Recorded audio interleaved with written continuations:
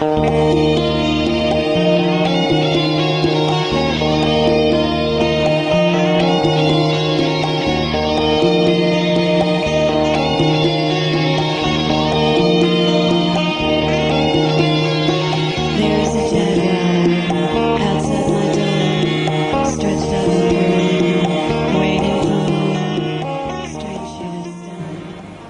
I'm Carrie Cassidy from Project Camelot. And I'm Bill Ryan, and this is Sunday the 26th of July 2009, have I got that right? And I personally want to say that I'm delighted to be here with Steven Greer. Well, good, nice to meet you. Of all the people who we get emails asking us to interview, you are number one on quite a long list. Oh, wow. And the reason for that is because a lot of people see Project Camelot as continuing to kick the ball that was kicked off by the Disclosure Project back in 1993. And you started something that we're doing our best to support you with in terms of bringing the truth to the world. Oh, good, so thank you. We want to thank you for that. Oh, you're welcome. Thank you. So we have some questions for you, but they might not be the most comfortable of questions. Oh, I can take any questions. Okay. And we've heard that you're not a wilting violet, as they call it, or whatever. So what we're wondering here, because we have different philosophies, I think, Right. and different approaches, and I think that's really interesting. I know that we started out maybe at the same place in terms of we're taking witness testimony, and certainly you did, and that tactic was very effective and has stimulated us to go down the road we went on. And we've been doing this for a little over 3 years now. And I just wondered if you have a philosophy that you feel like, or a trajectory that brought you from witness testimony to free energy, and if you could talk a little bit about that road. Well, obviously the Disclosure Project involves many elements. One is the disclosure of the fact that we're not alone. The other is that there are highly classified projects that have been run illegally for about over 50 years dealing with this. And number three, you cannot say that this has been kept secret and it's real without giving the raison d'etre. Why would something like this be kept secret?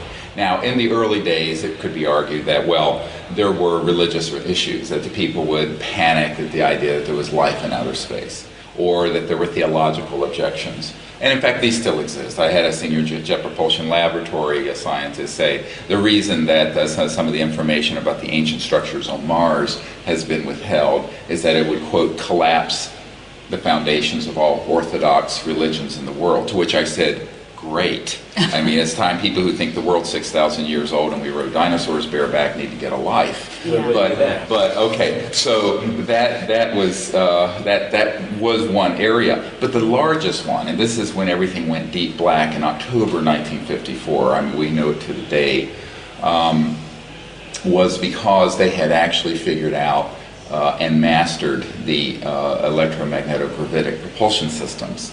So that was 55 years ago. Right. Because, 55 years ago, there was the ability to master those sort of technologies. And obviously, when the Rockefeller Commission that reorganized the Department of Defense and the CIA was put together by Eisenhower, what they did was reorganize it in a way so that these sort of issues were handled under work for other programs and aerospace contracting entities and high-tech entities, and really took it out of the oversight of the President and the Congress.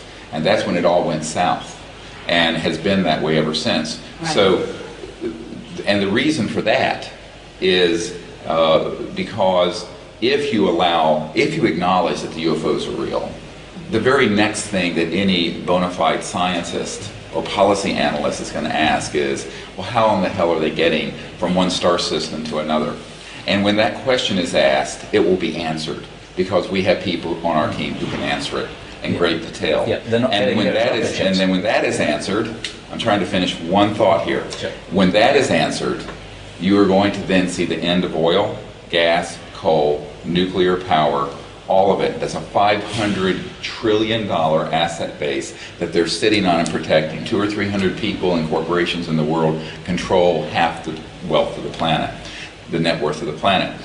So the secrecy has to be understood within a larger macroeconomic geopolitical crisis where there's been accretion of enormous power in the hands of relatively few people.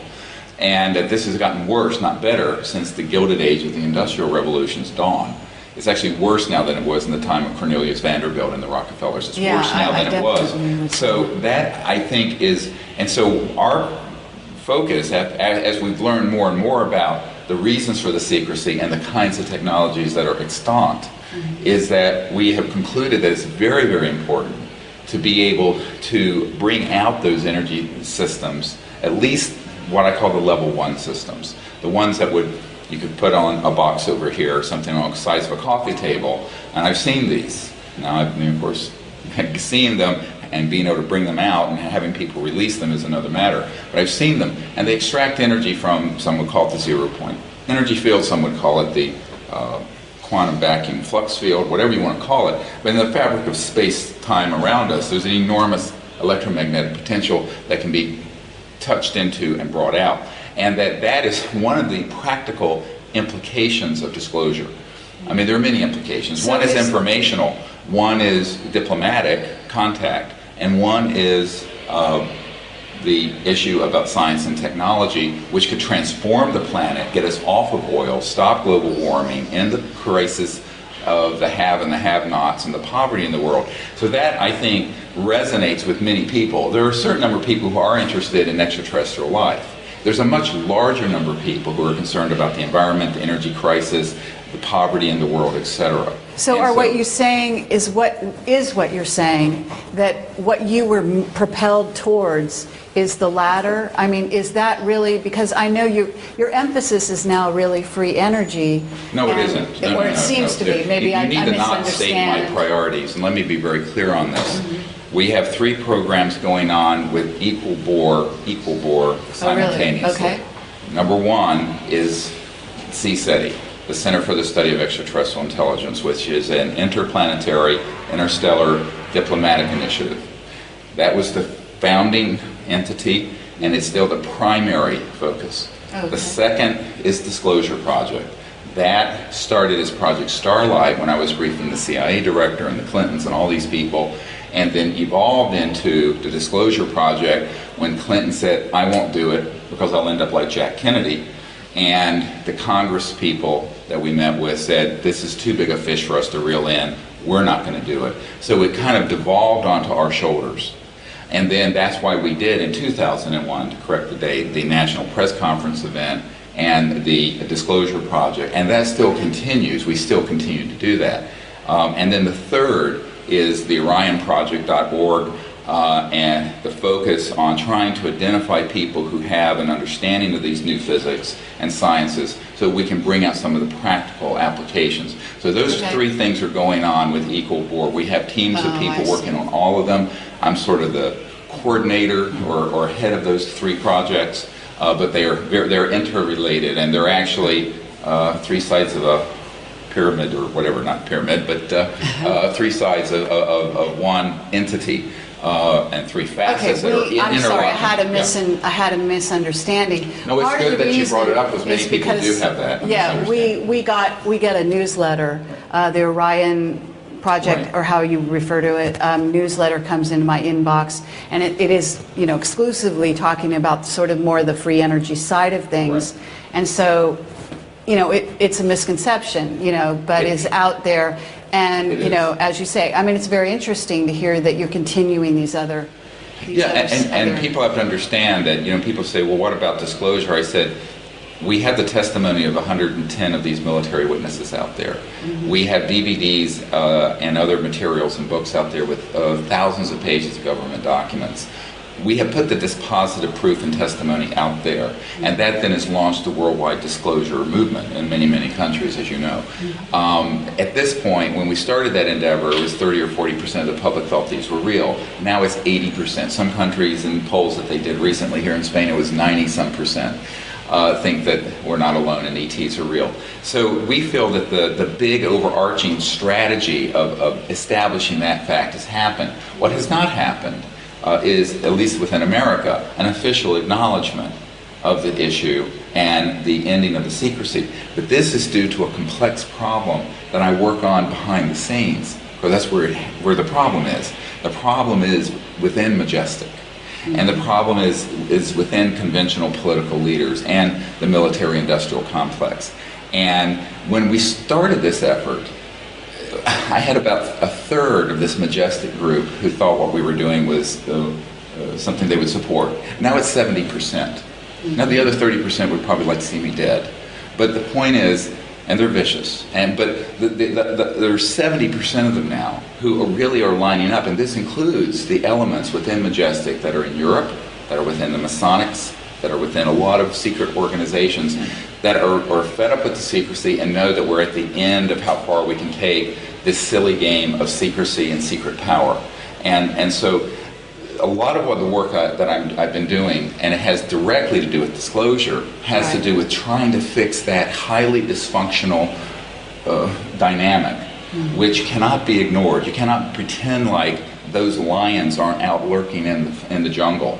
You don't have to capitulate, but you have to try to educate them and give them another vision. And one thing I say to the people is that people who are addicted to secret power, Kissinger once said, power is the ultimate aphrodisiac. Yeah. That then the secret power would be that on steroids and Viagra and every other thing, to be quite blunt.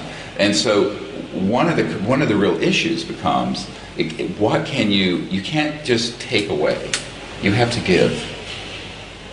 And so here my job is to try to also give some of these leaders, and both conventional leaders and people who are within these classified projects, a new vision. A vision that can guide the world out of its current direction into a path of peace, safety, justice, free energy, and a whole new transformation of our civilization on this planet very quickly, because we've run out of time, in my opinion. I don't think we have another 50 or 100 years to fritter away. Well, as it happens, neither do they. I mean, what we get from our secret witnesses and from people that are, exposed to the Illuminati philosophy constantly is that our time is running out in terms of, like, we just heard from a secret witness, and I'm running this by you to hear whether this coincides with what you know, that there is around 10 months left of food before it runs out on the planet, and that there's another 3 to 4 years worth of oxygen. I mean, I don't know if this is down to the minute or not, or whether this is it's more vague than it was stated to me, or more in where you would fall in that category in terms of how you understand that. Let me say that there are a lot of my father-in-law used to famously say, paper does not refuse ink. And in the modern era, the computer screen does not refuse digits. So in other words, anything can be said. Now, one has to, my own assessment of that is that there are competing interests that try to use whatever access they have to provide a certain paradigm that is highly eschatological. The eschatological axis within Majestic is a very powerful one. And when I remember meeting with a member of a royal family in Europe back in the 90s, and his entire purpose in providing funding to abduction researchers was to, and I know who they are, all the mainline ones, was so that they would put the information out to the public so that the public would learn to hate enough of the aliens so that we could have an interplanetary war, which would be the Armageddon, that would precipitate the return of Christ. Now, this was a very specific, Opus Dei perspective, and that is really what is driving. It's like Ahmadinejad in Iran saying that, well, it would be okay if we went to nuclear war with Israel, because that would force the 12th Imam, which is their return of their Christ, to return to Iran. Sure. And so this eschatological end-of-the-world perspective. So you're actually saying, just to cut to the chase here, you're saying that this man's testimony to what I just said about 10 months and 4 years is basically him being programmed by the controllers in a certain sense. Well, it's through a glass dimly. In other words, yes, we're headed for a crisis. yes, we're headed towards a hiatus, can I call it that, in the situation. But what they don't understand is that it is the end of one era and the opening of another. It isn't the end of life on Earth. It is not going to be the end of the human race on this planet. Well, These we are all. certainly This agree is with that. this is and so the conflation of certain misinterpreted spiritual traditions, whether it's from the Book of Revelations or elsewhere, or the Mayan calendar in 2012, has created this sort of eschatological juggernaut, which is very Scientological. It's very majestic, and it has a lot of underpinnings within the philosophy of why the secrecy has continued on like it is. This is one major axis of why the secrecy has continued. The other one is the technological and money and control and macroeconomic control of the planet. My point to people is that, for example, now I've been doing this for 19 years, and I've had, you know, if you brief the CIA director, you've had some good access, and that was 16 years ago. And my family put the first man on the moon. So I have had access to people within classified projects for a lot of my life. And for example, and I know that we're going to probably disagree on this because I saw what you wrote on your blog after my talk last night. There are people who have been exposed to what they wanted them to see. This Bob Lazar was one that they then allow to speak out. Now the question is, what's the agenda behind that allowing?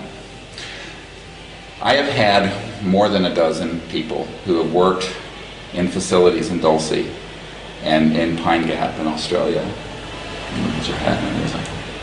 and other places where they have actually been growing the gray and reptilian species that people think are ETs. And that the people who've been in the projects think they're working alongside an alien. And they're not. They're absolutely what are called nano-biomachines. And they are programmed life forms. And there is no question that that is going on. And so the larger question becomes, if someone comes up to you with just an empirical observation, what is it they're seeing? Now I'm going to cross over into something even more controversial. We have some people at Lockheed and another program, I can't say where it is, but it's in the South, in an underground facility, and the chief scientist is someone I know very well. And they have developed electromagnetic systems where they can put someone into a state and they can go into, and this gets into a cosmological complex discussion now, a lower astral or denser astral field. And some would call this demonic. And they can actually see beings and creatures there and bring them in three-dimensional and materialize in flesh and blood through these electronics. So a lot of these things that people are seeing have nothing to do with interstellar and extraterrestrial. So when I talk about the interstellar civilizations that also have transdimensional capability. You can't go through interstellar space at the speed of light or less. But there's a cosmological indigestion happening within ufology and disclosure that I find disturbing, because people are conflating interdimensional with extraterrestrial with PLFs that are programmed life forms, man-made, and all of this is being put together as if it is one thing, and it isn't. It's unfortunately much more complex than this, and this is exactly why. I agree with that as well. It's very complex. This is why when Martin Cannon, back in the late 80s, put together a 2,000 footnoted paper and collection proving the military human involvement with abductions, and that the creatures they were using were not ET. There wasn't some alliance between Majestic and these ETs. The ETs wouldn't bother with them. Now I say they're aliens, but they're not extraterrestrials.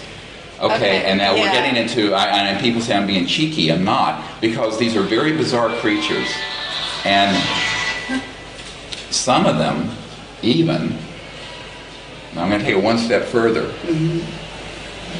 You've all heard of Roswell. And you've all heard of that there have been a number of electromagnetic weapon systems that have targeted and knocked down interstellar vehicles, not at a great kill rate in the early days. I hate to use the word kill rate, it's terrible, but it's become more and more efficient since SDI and since the 90s, frankly, and particularly in the last 5 or 10 years. What happened, however, in the early days, they had enough crude stuff. Of course, we had things like the Philadelphia experiment, which did not happen in Philadelphia. It happened in Rhode Island. That was the cover story. That's another whole discussion. But that was in the 40s. And so there were very advanced electronics that were already being used. And by the time the extraterrestrials showed up when we were detonating nuclear weapons, we were able, at Roswell, at our only nuclear bomb squadron, to have one of these weapons in a radar dome or configuration that caused the two of those to crash. Right.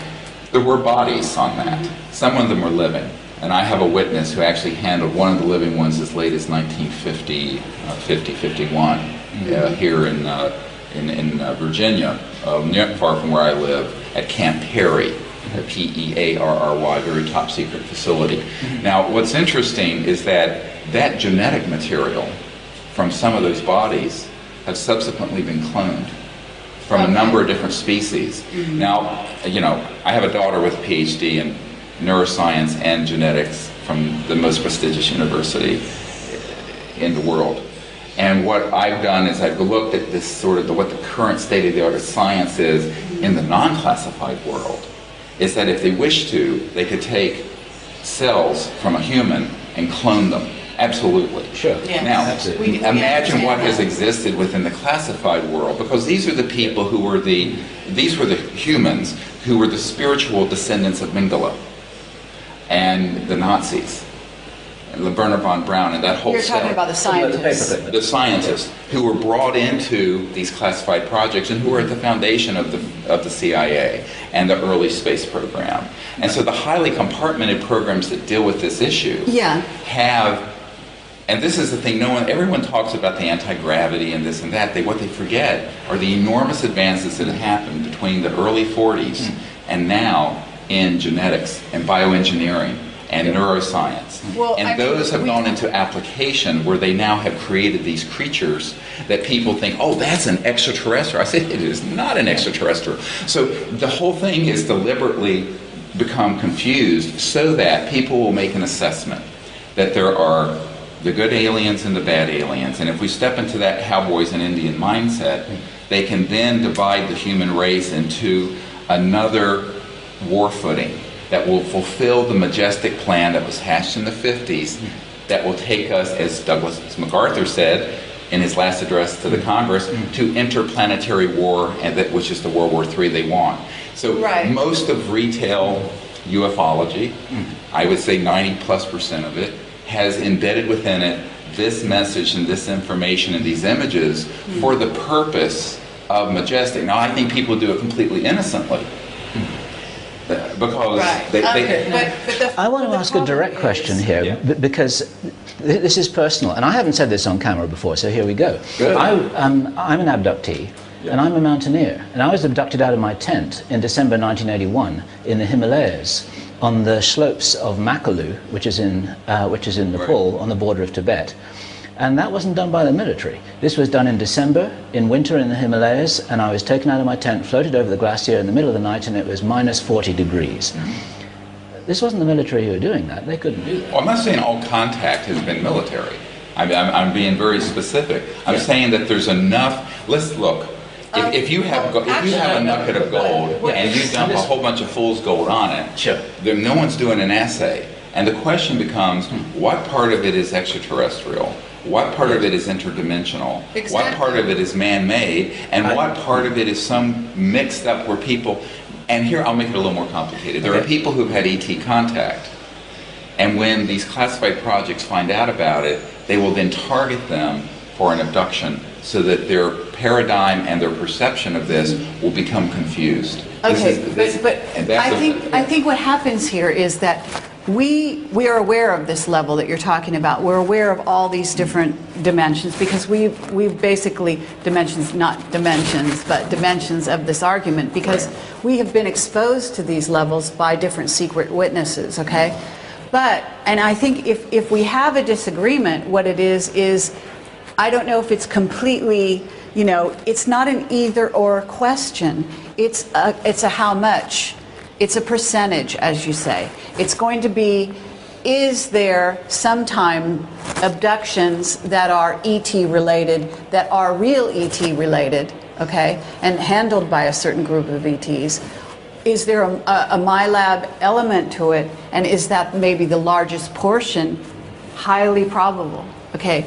But is it exclusively that there are only good ETs? I think that when you extrapolate that, that's where I have a problem, because Well, I think the problem is that's with the philosophically caricature of a problem, the a limited way of looking at reality.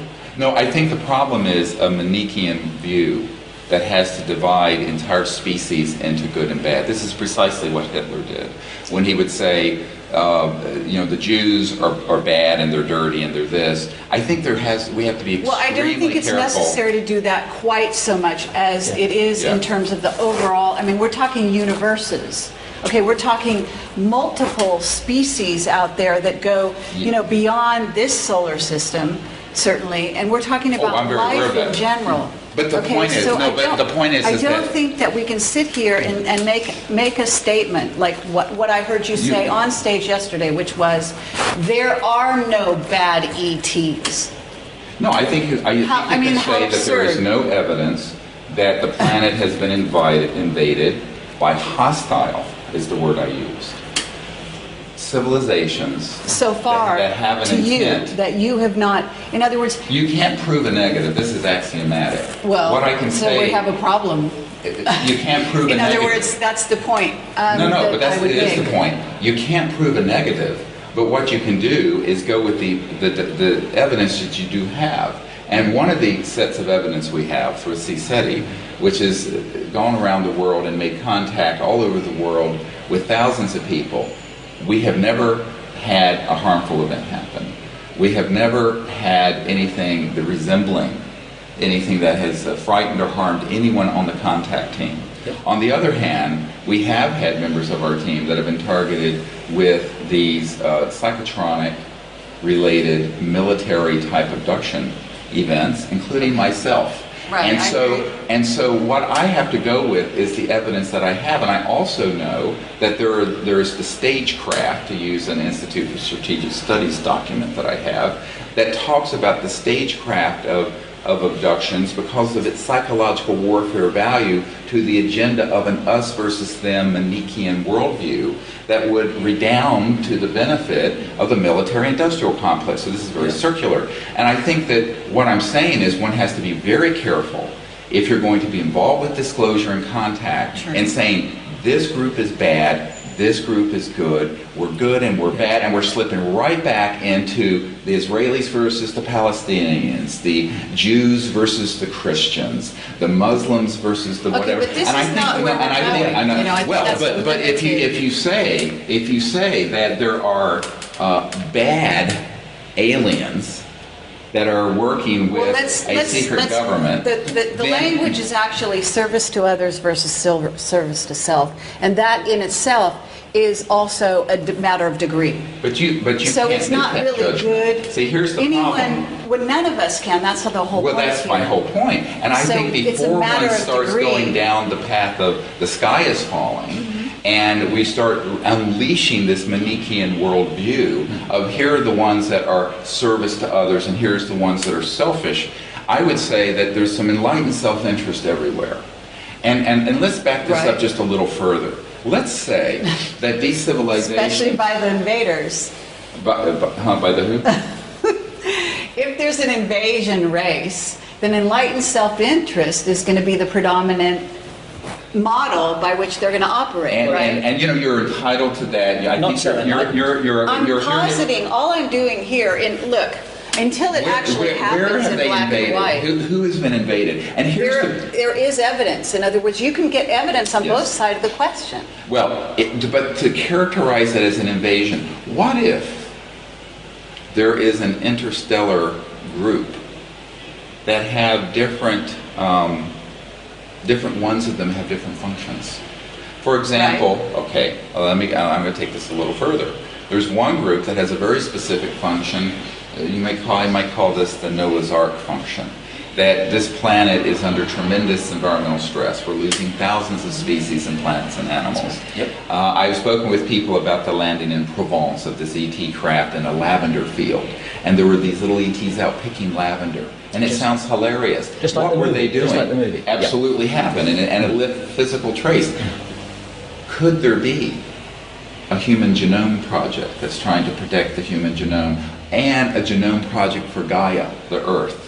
Could there be? There could be all kinds of things going on that are beyond our ability to say, that's happening by people who are selfish and invaders, and that's happening by people who are the good ones. Yes. And I think that that sort of dichotomy and dualism that I read on your blog is the exact script that Majestic would want people to buy into to support interplanetary war.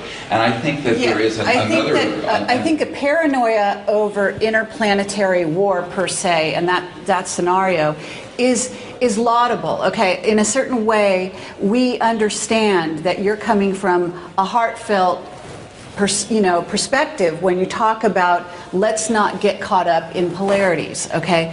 But what we don't want to do is analyze this scene, this scenario, and the realities that are out there, and say we've come to definitive statement where we can say there are only good ETs. Now let me tell you why that's dangerous as well.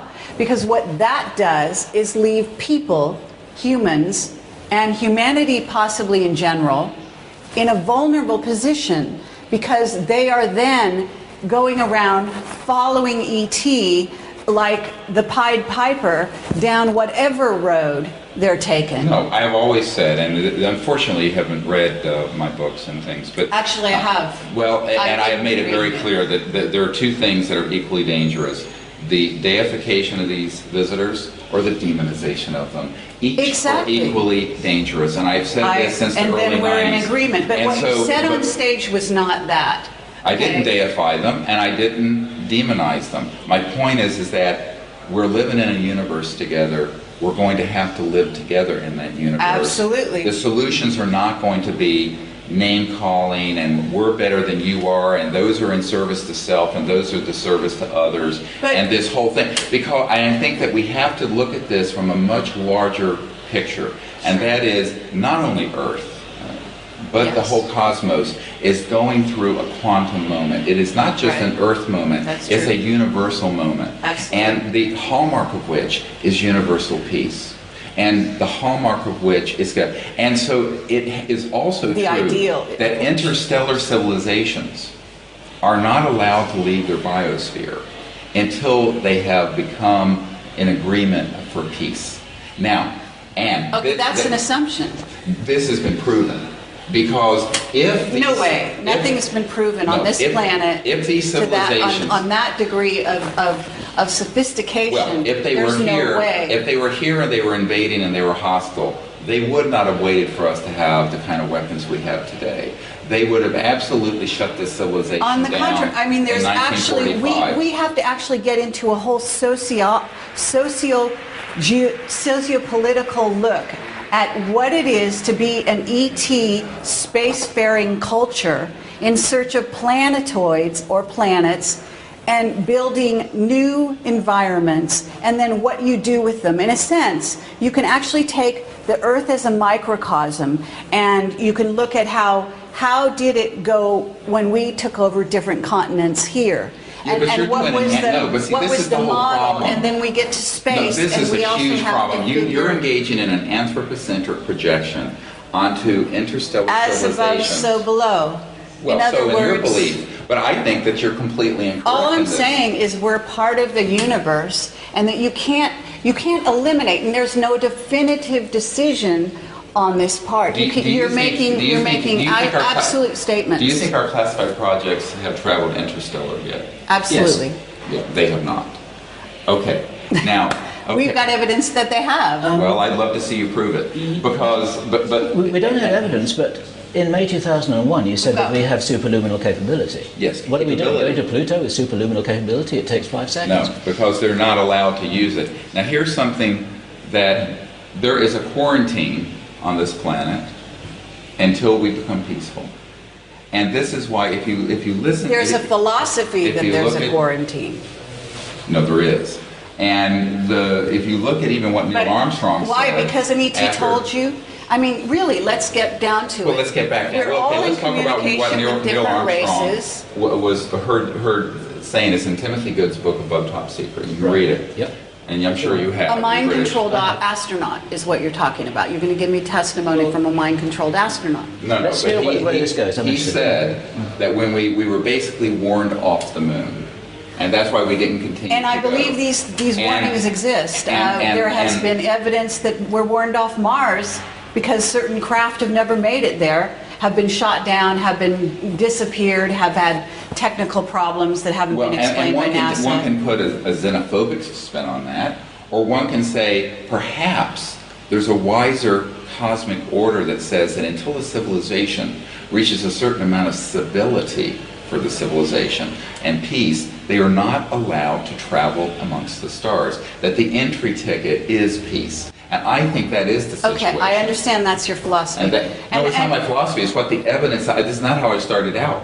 This is what I have found to be true from many different witness testimonies and the observation overall and aggregate. But our witness testimony would contradict that. Well, fine. So what do you do with that? Yeah, absolutely. Yeah. And maybe we'll have to compare notes because, you know, really, to be honest with you, this is valuable. Because what happens is, you know, for better or worse, we're both out there. We're both investigating these questions, and they are open questions that actually they are, but I think it's rather unhelpful if you go onto a blog and say that what I'm saying and doing is sinister. I think that, you know, I have never said anything harmful about you guys. It's insidious. The reason it's insidious and I think that this is exactly the kind of thing. And I'm going to absolutely, you know, you invited me to an interview. I'm going to provide an interview. If you want to overtalk everything I say, you can overtalk what I say. You overtalk us. But I am telling you that I'm being interviewed. And so the point is that if... It's mutual. See, you don't know this, and I'm sorry, we didn't have time to tell you our philosophy of how we conduct an interview, but I did kind of warn you that we have differences of opinion. We have differences of opinion, and that's fine, but I think the most dangerous thing we can do is say everyone has partial information, to start making sweeping judgments that are negative.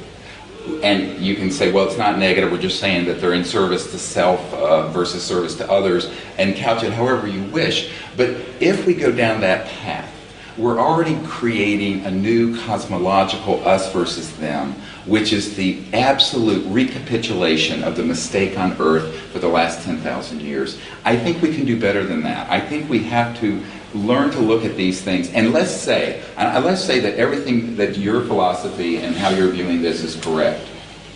If it's 100% correct, I would still say the path of wisdom is education, elucidation, engagement peacefully, higher states of consciousness, all of this. I don't think it consists in characterizations, name-calling, what have you. Now, that goes on the diplomatic front and between nations on the earth. And I think we have to be very careful not to engage in that sort of anthropocentric projection of the current state of duality of the human condition on these visitors. I think it may be much more difficult to make those kinds of assessments. But if we go down that path, what we'll be doing is that we'll be dragging the baggage of the old era into this pivotal time, this embryonic time, where we're trying to transition to a new civilization, the hallmark of which will be universal peace. I don't think we're going to be going into a period of time of competing planetary systems having wars. And I think that this is, although that is the Scientological view and it's many of the eschatologists' view, I think that actually we're going to go through a quantum transformation that's global and interplanetary that will make this quite clear in the coming years, if not months. I think that time is getting very short for how much more time we're going to have before there's this large transformation. And I think the other thing is to say, I would say to people, if there is a civilization that is here for their own purely selfish interests and have not a shred of altruism or concern for humanity or Earth, those are the beings I would want to meet with first. And I have said this for years. Because you need a diplomatic initiative to North Korea and Iran and China more than you do to Great Britain, if you're an American, let's say. Absolutely. And so this but is you can't be in denial of the There's no potentiality. denial here. I'm not some sort of Pollyanna fool. Well, I mean, and that characterization of being in denial. I'm not in denial about anything. I'm just saying that. Wait. You're personalizing this in a way that it's not personal. In other words, I'm saying what I said is I didn't direct it to you. Jan can give me what you wrote on the blog, and I'll show you what you wrote on the blog. Excuse me. I said that what you said on stage was insidious, and it's insidious because what it does is leave again humanity. Look, let's both agree it's a here. real misdirect. We are in love. It's a real misdirect. We both love it's a misdirect. humanity. We're both here in to make sure that we make it through this next era. Right. Okay? And we can say we have a common goal in that sense. Absolutely. And when I say it's insidious, I'm not saying you personally are insidious. What I'm saying is what you're saying leads to an insidious state of affairs. If people out there were to become disarmed and completely vulnerable and allow, like I said, ET to take over the sovereignty of the earth and of humanity This is not at all. I've never to suggested develop that. on its own. But there are implications to what you're saying when you say all ETs are good. Your implications. And we're of using that. the words good and bad. Let's be honest. We're using the words good and bad because we have to use language, and we're just using it in a simplistic way Right. to cover a very wide spectrum of what it means to be good philosophically and what it means to be bad philosophically. And we're not naive, and we're not looking at this in a black and white way. So let's not go But I think there. we have to be very careful because that slips into that very quickly. That language slips into that paradigm Sure. very, very quickly. And it could be misleading, and I appreciate that. And I think it is misleading, but I think the other thing that it's also very dangerous. I think that I'm not at all suggesting that humans disarm. My whole message about humans empowering, not only in consciousness, but in organization and every other way. And moreover, you said that we need to be armed. Well, yet armed with what? And I think that. Well, that's another discussion. Let's talk. We can talk knowledge, but that's we're going to. I mean, it is knowledge, spiritual, absolutely. and this is the chief purpose of CN. Knowledge is to question constantly, and so what we're not positing is answers here, so much as let's keep exploring. And at no point do we decide that all, quote unquote, all ETs are good. Because suddenly we have a paradigm that says you cannot leave the planet beyond a certain point unless you believe in, quote, peace, and unless you have attained a certain level of civilization that means that you are therefore good, all good, because and therefore better than humanity. There's sort of an implication under there. And your alternative would be what? Conflict with the ones who aren't? No, that's polarizing. It's a model of the universes. So what's your answer then? Multi-dimensions. Okay. What's your answer to these ones that are in service It's complex. to self? It's more complex. The ones that you see. No. There are no limits. Go Okay. ahead. My response to this is to agree with you that it's a very complex situation, and there may be alien agendas which we are not able to understand, just like the farmer can't understand what the farmer is doing or what the veterinary surgeon is doing.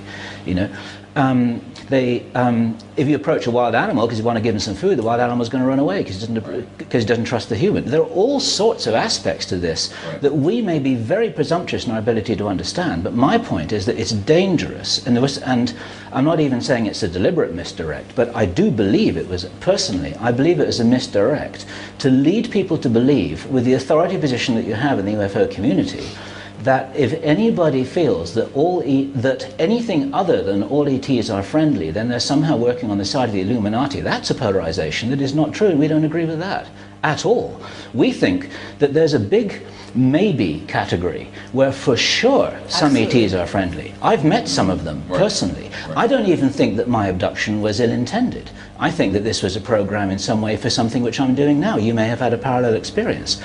But I don't know what's happening. I'm willing to roll with that wave because I don't think they intended any harm to me, but they sure as hell weren't military. That wasn't a MyLab operation.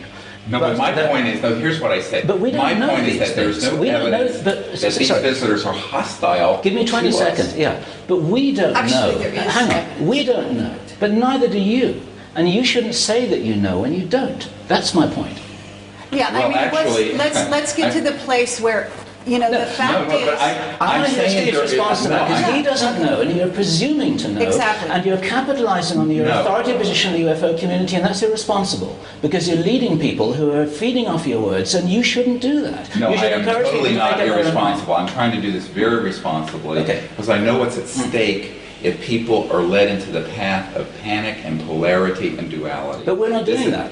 Well, We're acting absolutely. the opposite This direction, sort of- saying don't worry about a damn thing. No, And that's I'm not equally saying don't bad. worry. I'm saying Okay. Why not just Let me enlighten tell you, awareness? can I answer any of this? Do it, go on. It's a 2-1-1. I think you're answering it. I think you've been answering, but go ahead. No, because you haven't heard my answer yet. My answer is, what I consistently say, is that there's no evidence that they are hostile and that we have to be in a armed position, in a Star Wars SDI position, and that dealing with it in that way is the last thing that we should be doing. I agree with that. Okay. Okay, and so you're so assuming whether or that not we're you making cannot, that you jump. can't. Let me Wait a I minute. finish. Wait a minute. I cannot say that there is, you can't prove a negative. I've said this 3 or 4 times.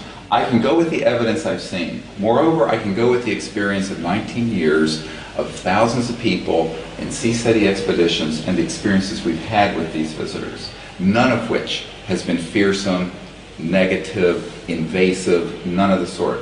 The other point that I have to make is that if it were true that there were civilizations that had self-interest and were going around the cosmos colonizing and invading different worlds or planetoids or what have you, then I would say that those are the civilizations we need to find a way to engage, and it isn't going to be down the barrel of a laser weapon or an electromagnetic pulse weapon. True. And so... I think you're making a jump. I mean, I have to say So here, let me, you're I haven't making a finished jump my answer yet. to Star Wars from us just saying there may be ETs with some self-interest guiding their Well, but let's take a step back from humanity for a moment and look at this through the eyes. Let's say there is a civilization like you're describing. I mean, just, you know... What civilization are we describing? The ones that you think are not in service to others. We but in think they may have service to agendas self. that are not necessarily in our interest. That's not a polarized position. Right. Okay, and so, but let's say that's the case. And it Let's say doesn't mean that- we want to shoot them in the head either. Okay, That's but a let's fact. say that's true. I don't think it is true. Maybe I'm wrong. It's possible. I mean, I don't pretend to know everything, but maybe I'm wrong. But let's say that's true. What might have instigated that? Now, let's go back 100 years. We're in horse and buggies and rifles and things. And my grandmother, born in the late 1800s, post-Reconstruction South, saw her son design the lunar module, put the first man on the moon. And now her grandson doing what I'm doing.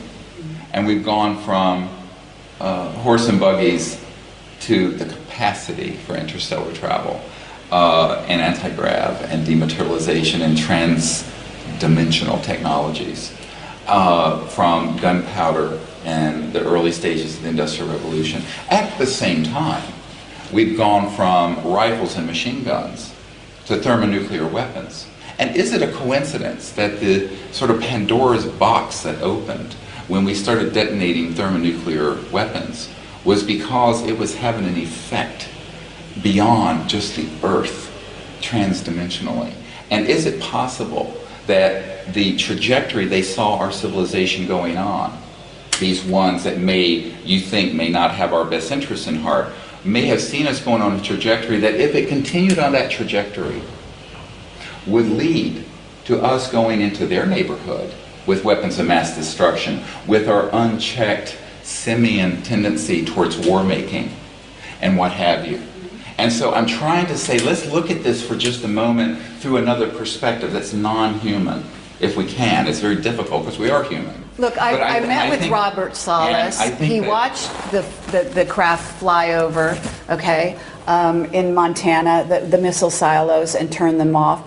I've talked with him in his house about these experiences, as you have in your disclosure project, and we're totally on the same page on that. There's no doubt whatsoever that they came and they are absolutely adamant that Right. this technology not go, first of all, not happen on the Earth, but second of all, destroy the planet. not go beyond, and that it's actually interdimensional in its destructive Yes, I'm very aware of this. Yep. And so, you know, So what kind of I hornet's think we're nest in did we agreement pick? on that. In other words, and therefore, what kind of provisions and things are going on as a consequence of that? And so I always say, you know, everyone starts getting into, you know, this alien agenda and that alien agenda, and I would say, what would be more constructive is that the human agenda be fixed. Yep. That we learn to live on this planet and No disagreement there. fix our own home, create a peaceful civilization, rather than worrying about other motives from other civilizations. And here's what I predict. I predict that if we were to do that, and learn to live together without clubbing each other over the head and killing each other on this planet, and is so below, so above, that we would see a change perhaps in the cosmic order for that reason.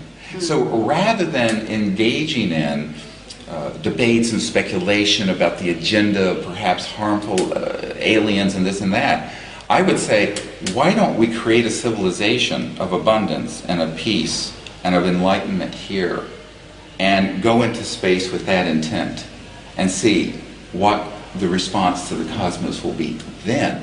Well, it may be the response that we're getting now is a directly proportional response, karmically and otherwise, to what we have been doing to each We other. are attracting You know, in the last 100 a years, mirror. we have killed 160 million of our own fellow humans.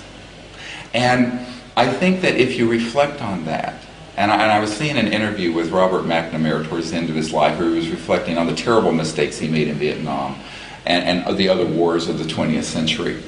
And what I think is that there needs to be a sort of, let's look at ourselves. And I think that many But times... let's not do that to the exclusion. It's not an either or question. In other words, what I hear you saying is let's be a little more sort of earth-centered in our view of reality and not worry about the agendas of those other beings out there. And let's concentrate on building our nest and making it a good, healthy place and playing nice with each other. And No, it's not either or. I'm saying let's do that. That's why we're doing the Orion Project. We have absolutely no disagreement with that. That's why we're also doing the contact diplomatic effort. And we invite all these, we always invite all these civilizations But actually, to make you're contact. assuming that there is no intervention going on. And I think this is getting to the root of the question. In other words, do you know about screen memories? Because you must know about them if you've been as deep as you have. Well, yeah, the psychotronic programs that have been in existence All right. for many years. Because you obviously have a positive view of all your interactions.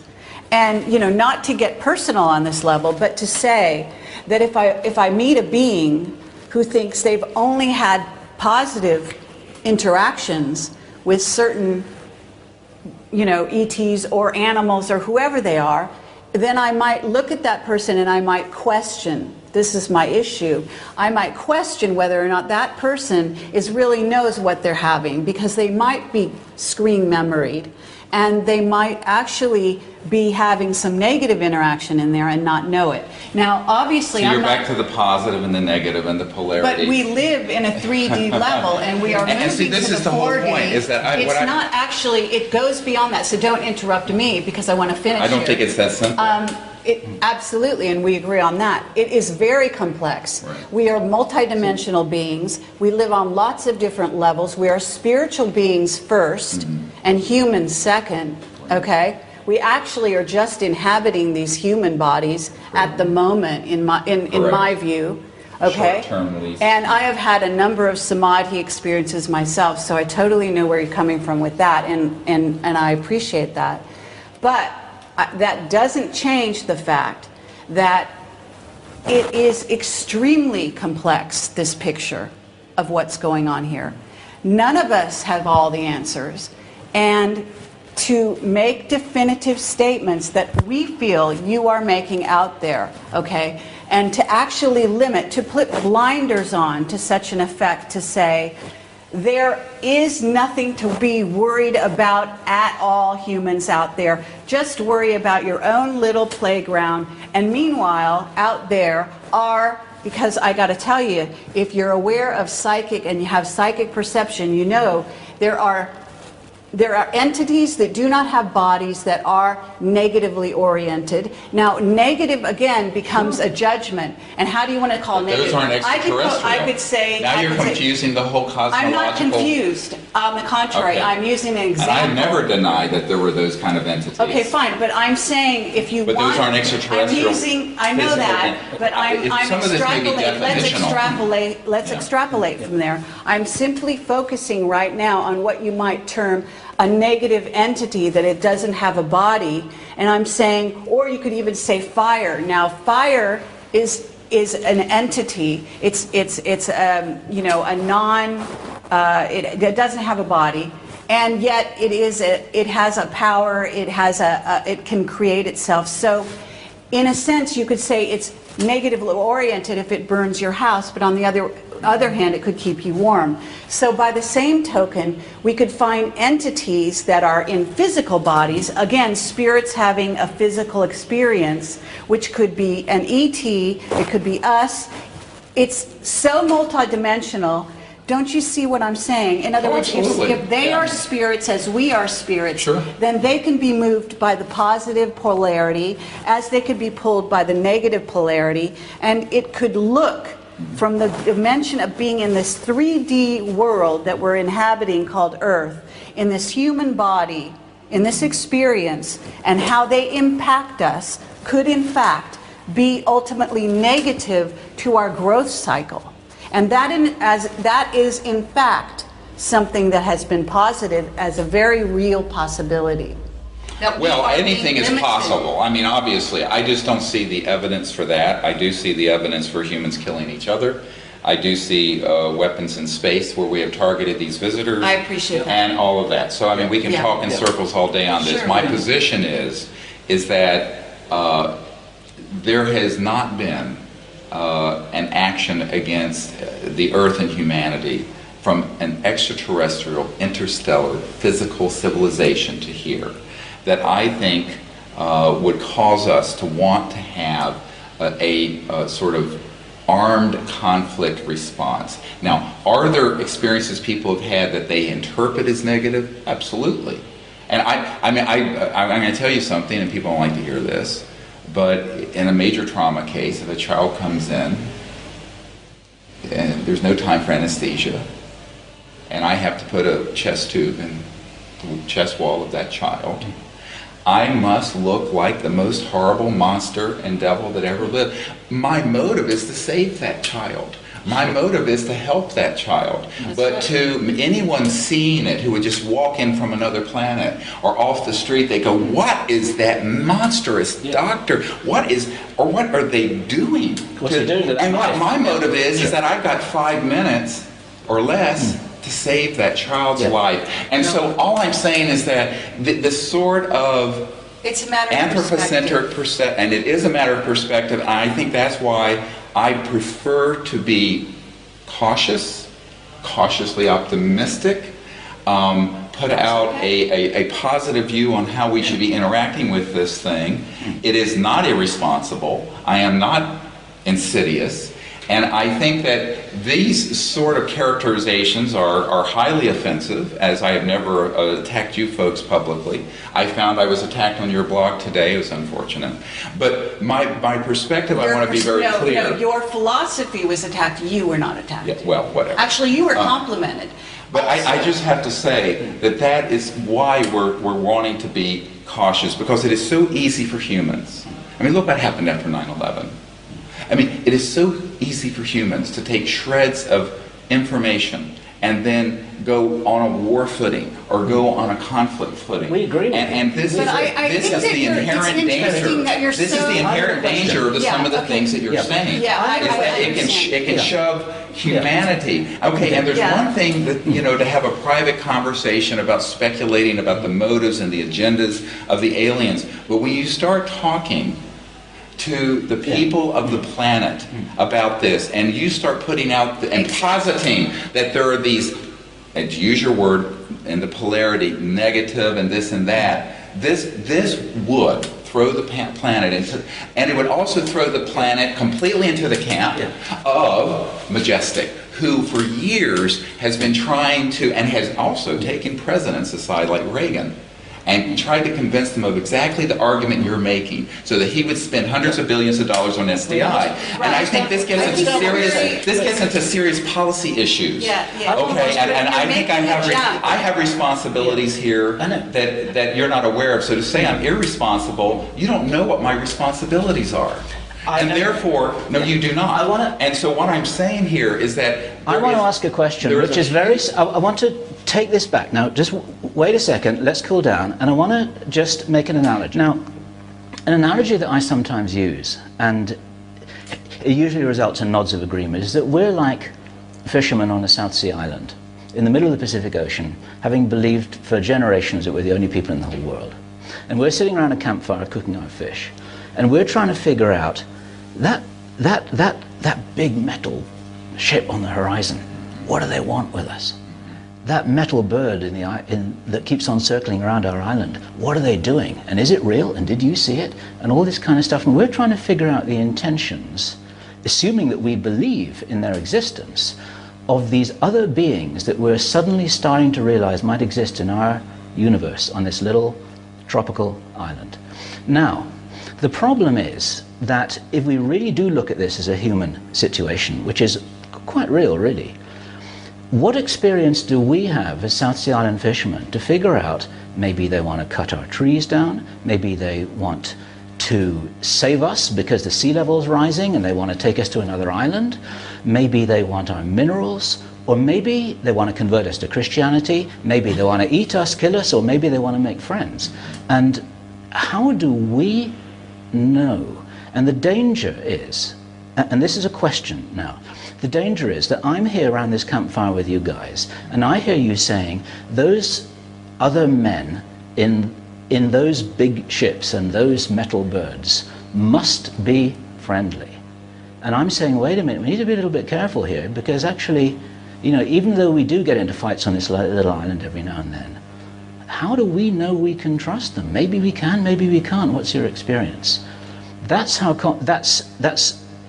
an attempt to characterize by analogy how complex this is. That's why I said that it was irresponsible, as I would do if I was around that campfire, as an elder of this community, saying, they've got to be friendly, we've got to trust them, we've got to trust them, we've got to trust them. This is what the Spanish said to the conquistadores. Yes, but your metaphor is, again, an anthropocentric projection onto something that I think is non-applicable. And I think that in addition to that, I keep coming back to this, not only my personal experience, but the experience of hundreds of people, thousands of people that we have had involved with our diplomatic contact programs, have not had any of these sort of experiences that would lend us to believe that there are civilizations that are hostile to the earth and to humanity. On the other hand, I have had many sources describe to me the program life forms, the military involvement with hoaxing abductions, a false flag operation to create an alien threat that we can unite against. So I have to go on the knowledge and the experience I have, and it isn't just observing something at afar, because we've actually had contact, and we've actually have more information than something just floating up above the island. So the analogy breaks down very quickly, and even if there was this potential for one or more of these planetary civilizations to be of concern to us, my answer would still be the same. There needs to be engagement. There needs to be a diplomatic détente. There needs to be a rapprochement. There needs to be an enlightened approach to this, where we really move out of a sort of duality that leads to conflict on Earth. I think that regardless of what your assessment of the agenda, the path of wisdom and safety is that. Because okay, we don't disagree with that, yeah. okay? I agree fully. Let's talk about and it needs where to be we in the public agree. domain. Yeah, okay, right. So you know, I mean, we certainly agree on the end objective, okay? The end objective from our point of view, okay? We are not part of the military-industrial complex, okay? We're doing what we do because we believe in truth, because we're dedicating our lives, and indeed our lives literally have been in danger because of what we believe, and we do it on a daily basis, and you of all people should understand this. So we're not taking this lightly, and our end result is not to be what they may desire as their ultimate end game. In other words, we're not here to support their end game, and we're not naive about what we're doing either. So neither of those things is true. Okay, we are not trying to promote a sort of a fear-based paradigm such that people get into a place where the only thing they can think of is to shoot ET in the head, to be graphic, or to, you know, allow for space-based weaponry. I mean, we, you know, basically agree with your philosophy in that way wholeheartedly. And in fact, I would say we are dedicating our lives to that. However, on the other hand, we are also not going to sit here and pretend that we know all the answers. And we're also not going to assume that all contact is positive. And you know, on the contrary to what you're free to assume whatever you yeah, obviously we are. Yeah. But in terms of this discussion, and for the reason that we, you know, you're sort of saying our blog thing, our posting was you found offensive because we're saying what you're saying on stage, and again, you're on stage actually more often than we are, far more often. And I have to say, therefore, your responsibility is great. And perhaps your approach is a bit simplistic in that you are assuming that if you talk about the potential, that there are other things going on or potential for other ways of looking at the question, that the jump that the whole audience out there is going to make immediately is to fear and panic, and that they're going to jump on this bandwagon of the military-industrial complex and all go out and, you know, grab their guns and knives and want to go shoot ET and fight with each other and other worlds and so on. That's not. The problem is that my, you know, in other words, you're going. I'm acutely aware that my position is the minority position. Okay. I'm acutely aware actually, that... that's not true either. And that... I mean, there are plenty of people out there that are advocating peace and love and getting on their cars and jumping up and down, please, ET, come save us because you're all good. No, I would actually, I would challenge you to look at Hollywood, the UFO community, the books and videos that are out on this subject. They are overwhelmingly negative and terrifying. And I think that this is one of the problems, is that I think that one of the problems is that we have to look at this with a long view. And the long view, as I see it, and this is all I can do is go by my own moral compass and what I think is right. I don't think I'm irresponsible, I don't think I'm simplistic and all these sort of characterizations. I think that I have a responsibility to help articulate a path forward that is wise and that does not redound to further fear and panic and negativity on this planet, but that moves us forward in a positive way and that can lead to what I am certain will be the future for this planet. And that's one of not only world peace, but universal peace, and a wholly, completely new transformative civilization on this planet that isn't thousands of years off or even decades off now. I think it's very, very near. And so I think that that's what I wish to articulate. And there's no simplicity to it. It's actually a rather complex concept. And it's also a way of engaging spiritually. I want to share a dream I had. I don't share this very often, but back when my friend Sherry and I and another member of my team all got metastatic cancer at the same month, and we were all going to die. She died. But she was still alive. And Bill Colby had died, been killed, trying to help us just before this. And it was a terrible time, actually, for me. And I had a dream. And of course, I'm human. I was angry. I was mad as hell at what was happening to us. And I had a dream. I think I was in England doing some crop circle work. And in the dream, there were these giant lions that were stalking me. And they were going to try to kill me. And it's funny because Dr. Tom Beard talks about the lions of this cabal, and I'd never heard him use that term at the time I had the dream, but here were these huge lions, and they were stalking me and they were going to kill me, and it was this lucid, full-color dream. And I didn't run, I didn't get angry, I didn't have hate in my heart. I opened my heart and went to a place of universal love and consciousness, and I engaged each lion in their eyes. And we were doing this, following each other around.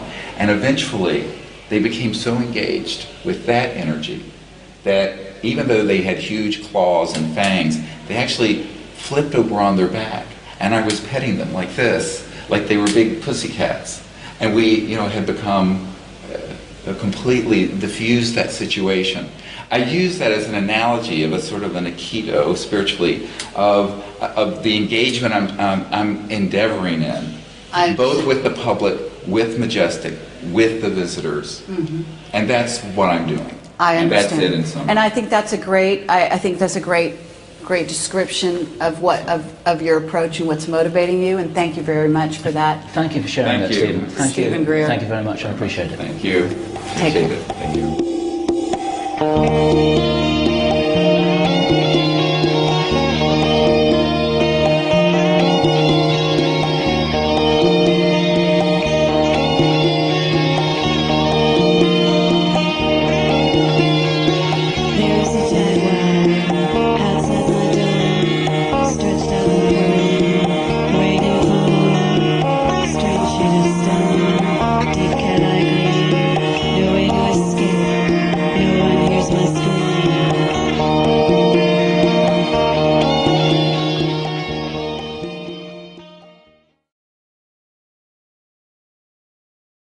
Because I'll end up like Jack Kennedy, and the Congress people that we met with said, this is too big a fish for us to reel in, we're not going to do it. So it kind of devolved onto our shoulders.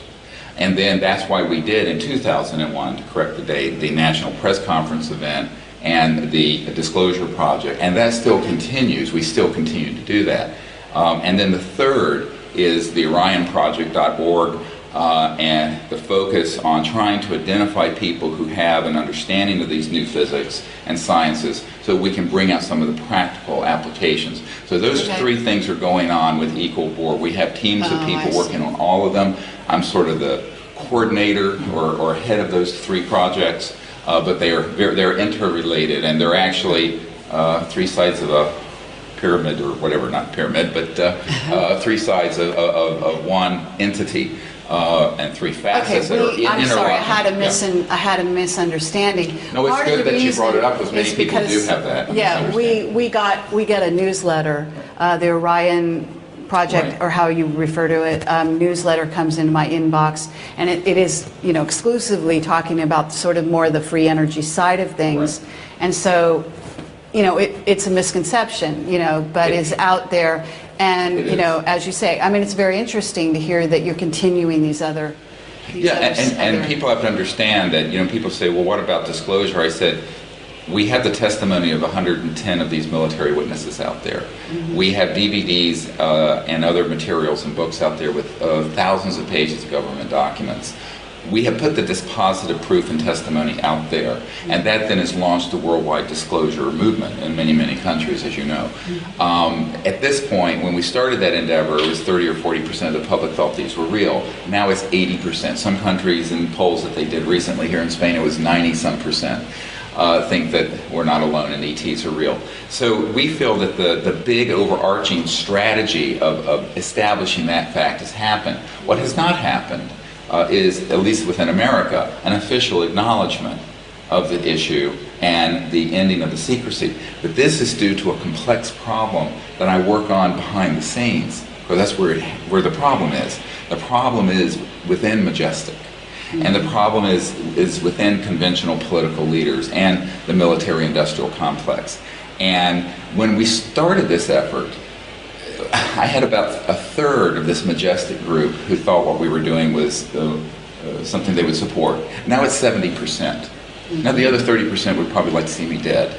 But the point is, and they're vicious. But there's 70% of them now who really are lining up, and this includes the elements within Majestic that are in Europe, that are within the Masonics, that are within a lot of secret organizations that are fed up with the secrecy and know that we're at the end of how far we can take this silly game of secrecy and secret power.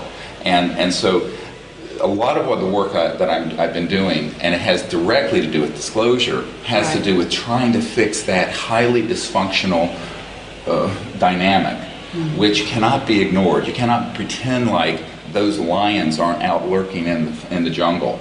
You don't have to capitulate, but you have to try to educate them and give them another vision. And one thing I say to people is that people who are addicted to secret power, Kissinger once said, power is the ultimate aphrodisiac. Yeah. That then the secret power would be that on steroids and Viagra and every other thing, to be quite blunt. And so one of the real issues becomes, what can you can't just take away, you have to give. And so here my job is to try to also give some of these leaders, and both conventional leaders and people who are within these classified projects, a new vision. A vision that can guide the world out of its current direction into a path of peace, safety, justice, free energy, and a whole new transformation of our civilization on this planet very quickly, because we've run out of time, in my opinion. I don't think we have another 50 or 100 years to fritter away. Well, as it happens, neither do they. I mean, what we get from our secret witnesses and from people that are, exposed to the Illuminati philosophy constantly is that our time is running out in terms of, like, we just heard from a secret witness, and I'm running this by you to hear whether this coincides with what you know, that there is around 10 months left of food before it runs out on the planet, and that there's another 3 to 4 years worth of oxygen. I mean, I don't know if this is, There were religious issues that the people would panic at the idea that there was life in outer space, or that there were theological objections. And in fact, these still exist. I had a senior Jet Propulsion Laboratory scientist say the reason that some of the information about the ancient structures on Mars has been withheld is that it would, quote, collapse the foundations of all orthodox religions in the world, to which I said, great. I mean, it's time people who think the world's 6,000 years old and we rode dinosaurs bareback need to get a life. Yeah. But okay, so that was one area. But the largest one, and this is when everything went deep black in October 1954, I mean, we know it to the day, was because they had actually figured out and mastered the electromagnetic-gravitic propulsion systems. So that was 55 years ago. Right. Because, 55 years ago, there was the ability to master those sort of technologies. And obviously, when the Rockefeller Commission that reorganized the Department of Defense and the CIA was put together by Eisenhower, what they did was reorganize it in a way so that these sort of issues were handled under work for other programs and aerospace contracting entities and high-tech entities, and really took it out of the oversight of the President and the Congress. And that's when it all went south, and has been that way ever since. Right. So, and the reason for that is because if you acknowledge that the UFOs are real, the very next thing that any bona fide scientist or policy analyst is going to ask is, well, how in the hell are they getting from one star system to another? And when that question is asked, it will be answered, because we have people on our team who can answer it in great detail. Yeah, they're not and then when that is answered, I'm trying to finish one thought here. Sure. When that is answered, you are going to then see the end of oil, gas, coal, nuclear power, all of it. That's a $500 trillion asset base that they're sitting on and protecting. 200 or 300 people and corporations in the world control half the wealth of the planet, the net worth of the planet. So the secrecy has to be understood within a larger macroeconomic geopolitical crisis where there's been accretion of enormous power in the hands of relatively few people. And that this has gotten worse, not better, since the Gilded Age of the Industrial Revolution's dawn.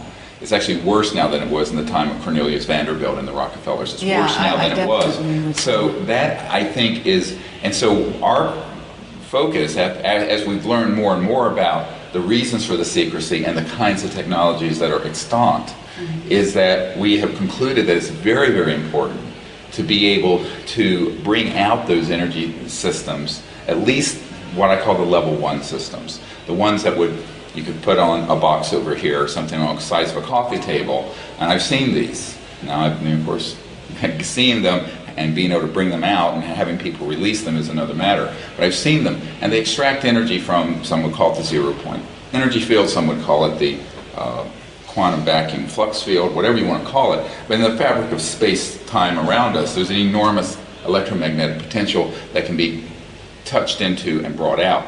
And that is one of the practical implications of disclosure. I mean, there are many implications. So one is informational, one is diplomatic contact, and one is the issue about science and technology, which could transform the planet, get us off of oil, stop global warming, end the crisis of the have and the have-nots and the poverty in the world. So that, I think, resonates with many people. There are a certain number of people who are interested in extraterrestrial life. There's a much larger number of people who are concerned about the environment, the energy crisis, the poverty in the world, etc. So what you're saying is what you're saying, that what you were propelled towards is the latter? I mean, is that really, because I know your emphasis is now really free energy. No, it isn't. No, or it seems to be. Maybe I misunderstand. You need to not state my priorities, and let me be very clear on this. We have 3 programs going on with equal bore simultaneously. Oh, really? Okay. Number 1 is CSETI, the Center for the Study of Extraterrestrial Intelligence, which is an interplanetary, interstellar diplomatic initiative. That was the founding entity, and it's still the primary focus. Okay. The second is Disclosure Project. That started as Project Starlight when I was briefing the CIA director and the Clintons and all these people, and then evolved into the Disclosure Project when Clinton said, "I won't do it."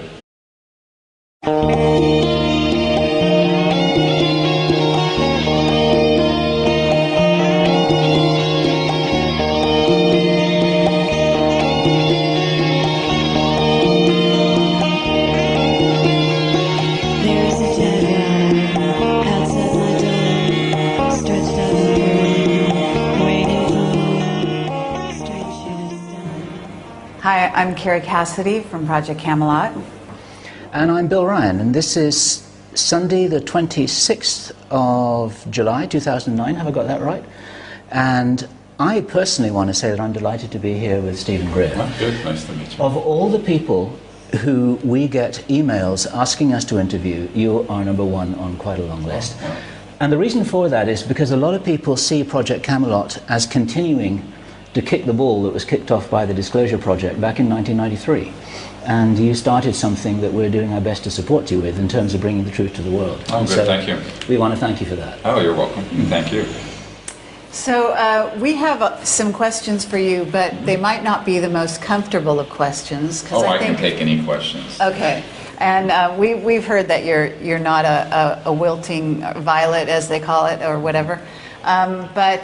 So what we're wondering here, because we have different philosophies, I think, right, and different approaches, and I think that's really interesting. I know that we started out maybe at the same place in terms of we're taking witness testimony, and certainly you did, and that tactic was very effective and has stimulated us to go down the road we went on. And we've been doing this for a little over 3 years now. And I just wondered if you have a philosophy that you feel like, or a trajectory that brought you from witness testimony to free energy, and if you could talk a little bit about that road. Well, obviously the Disclosure Project involves many elements. One is the disclosure of the fact that we're not alone. The other is that there are highly classified projects that have been run illegally for about over 50 years dealing with this. And number 3, you cannot say that this has been kept secret and it's real without giving the raison d'etre. Why would something like this be kept secret? Now, in the early days, it could be argued that, well,